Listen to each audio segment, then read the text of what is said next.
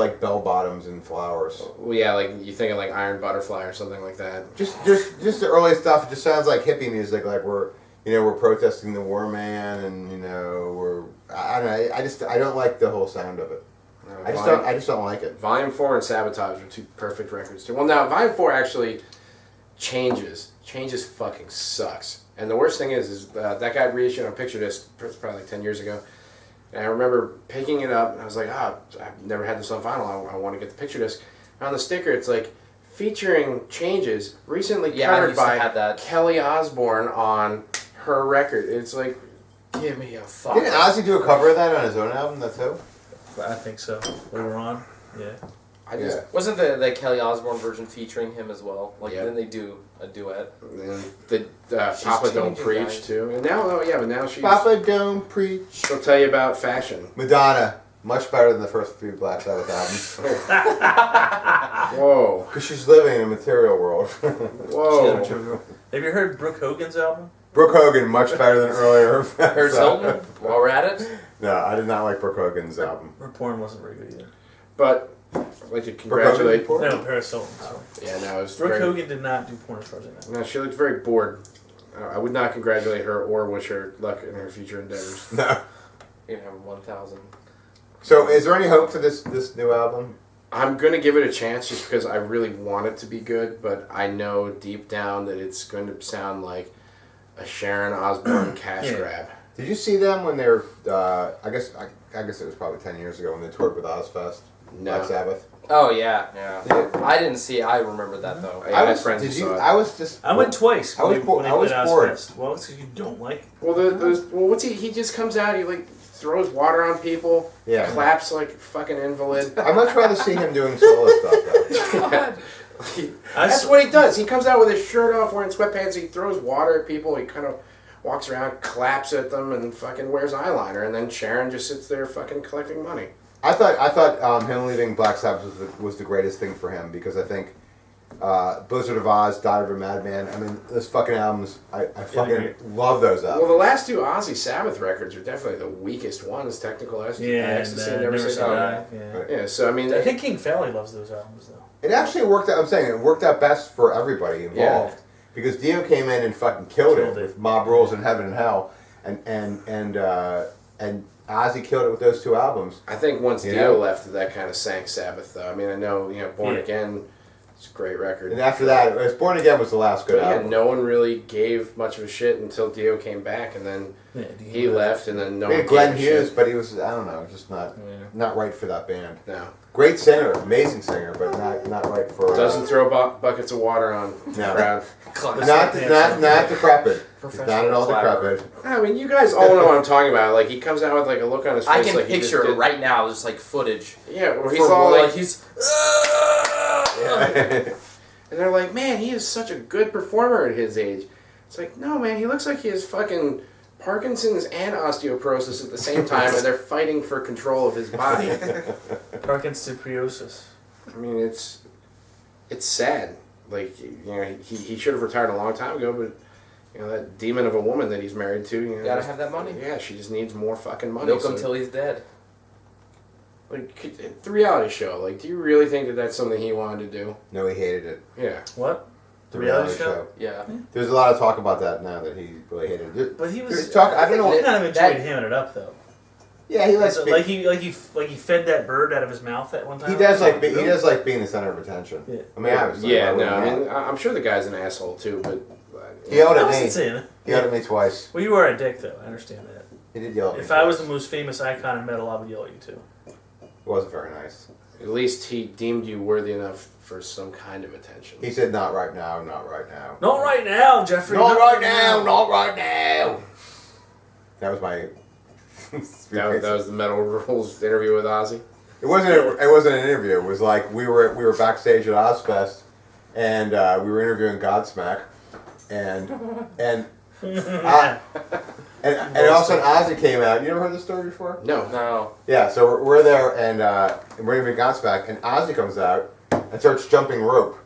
That must have been the saddest fucking sight ever. It was. But I'm sitting there watching. I'm like, what? And I'm like, oh my god, I gotta go talk to him. And the Godsmack manager's like, you're not supposed to talk to him. Like, nobody's supposed to talk to him.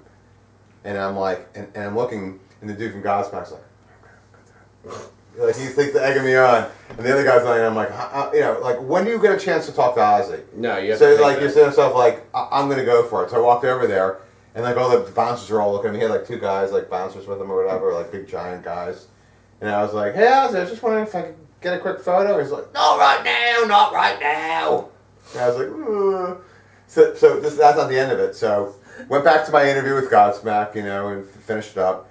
Later on, me and Maria were backstage again. We're in the hallway outside Ozzy's dressing room, like we're near there. And there's nobody in the hallway. I mean, literally, like the hallway's empty.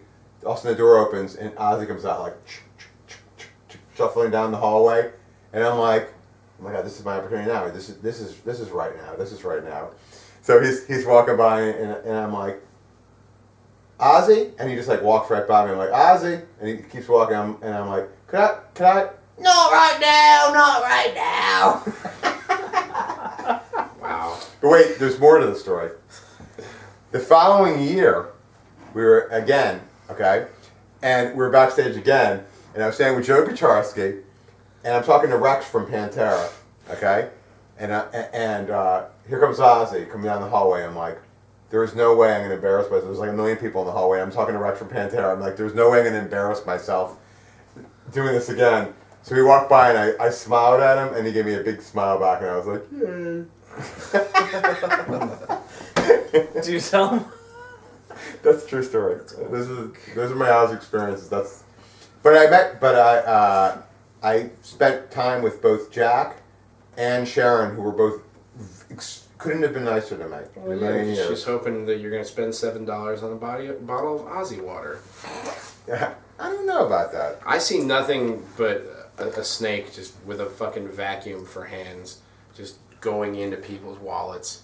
I can only say nice things about her because only from what I've I don't know her personally, but the time that the few minutes that I spent with her and like the way she treated me, like at the time Metal Rules was still like we were just getting into newsprint, but when I handed her an issue of the magazine, it was back when I was making it at Kinko's and it was like on it was like and I handed it to her and that's what I gave her. And she was like... And she licked his head like... No, she didn't. She was like, thank you so much for coming out and supporting us. I really appreciate it. We really appreciate you guys like this that are like, even though it was like, looking at it like, what? This is not good. 10 people are reading this. I don't give a fuck about this. It wasn't like when we lived with Pro at one time. We were Pro at one time, but at that time we were just, it was like nothing. It was just like Kinko's. And she like really acted like friendly towards it. And sat there what and about talked her and Iron Maiden? Yeah, I mean, dude, she was probably I don't know with that. Or the fact that, Lemmy wrote half of No More Tears and Sharon made it a legal injunction so he can't get any royalties for it. But no, she's all like, hello, Jeffrey, how much money you got in your pocket? She obviously knew I didn't have it. I was printing my zine at Kinko's. You had enough money to print it. Yeah. You had enough money that she could smell it. Give me those dimes. 10 cents a copy, huh? You got some copper in your pocket. Jewish folk could serve your money. Where's your Jew gold, Jeffrey? It's possible. She's gonna sue the shit out of this. Yes. What are you gonna We show? don't have any money. So Yeah. She's gonna get you can have all the Metal Rules copies that, I don't know, those are my stories. Jew gold! But the real thing is, no matter what happened in what situation, it has nothing to do with what the music was. I just don't like that era of Ozzy, that Sabbath. I just don't like that era. I fucking love the Dio era. I mean, like it's almost like apples and oranges. Like I barely tolerate the Ozzy Sabbath era. And I can see everything love on the Paranoid album. That'll definitely put a bad taste in your mouth because it gets played constantly. But Volume 4, Sabotage, all that shit's amazing. Just can't get into it. And I don't like Motorhead. And I love Whoopi Goldberg. And I love Duran Duran. So what you're saying is you had like massive head trauma when you were younger, right? That's just my taste. Everybody's personal taste is different.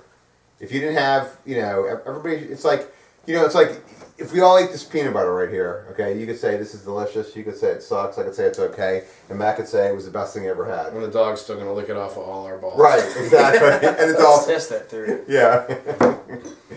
So, Cut off. See, he got excited from the whole talk. you see what I'm talking about? I mean, No. yeah. It's the wonderful thing about the world. We all have different opinions. It makes us all different, unique snowflakes in which we're able to bond with each other and have conversations in which we're able to debate our tastes and come together in perfect harmony. It's very gay. Let's all have a swig of whiskey together to talk about it. That's the. You don't want one? Nah. I'm done. I'm gonna swig it by myself. This is No, I'll do it. Okay. So, Wait. Mm-hmm. What are you doing? Nothing. And that's what we have on Black Sabbath.